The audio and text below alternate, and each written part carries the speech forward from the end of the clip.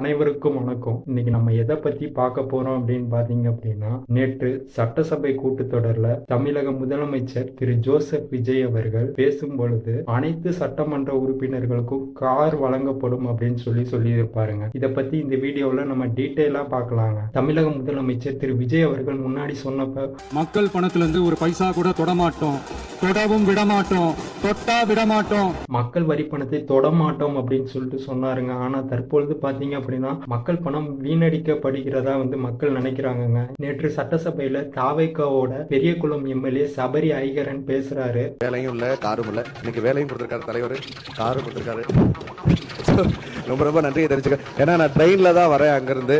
இது போன்ற பல எம்எல்ஏக்கள் கார் வைத்து கொண்டே கார் இல்ல அப்படின்னு சொல்லிட்டு சொல்றாங்க. இதுதாங்க நிதர்சனமான ஒரு உண்மை. தமிழக முதலமைச்சர் திரு ஜோசப் விஜய் அவர்கள் அனைத்து எம்எல்ஏக்கும் கார் வழங்கப்படும், பிளஸ் அந்த காரை மெயின்டைன் பண்றதுக்காக மாசம் மாசம் மெயின்டெனன்ஸ் காஸ்ட் அப்படின்ட்டு ஒரு 75,000 ரூபாய் வழங்கப்படும், பிளஸ் உதவியாளர் அதுக்கு ஒரு 25,000 ரூபாய் மாசம் மாசம் வழங்கப்படும் அப்படின்னு சொல்லிட்டு சொல்றாங்க. எம்எல்ஏக்கு மாச சம்பளம் 1,05,000 ரூபாங்க. இது மட்டும் இல்லாம எக்ஸ்ட்ராவா காருக்கு ஒரு மெயின்டெனன்ஸ் காஸ்ட் 75,000 ரூபாயும் பிளஸ் உதவியாளருக்கு அப்படின்னு சொல்லிட்டு ஒரு 25,000 ரூபாய் மெயின்டெனன்ஸ் காஸ்டும் தர்றதா சொல்லியிருக்காங்க.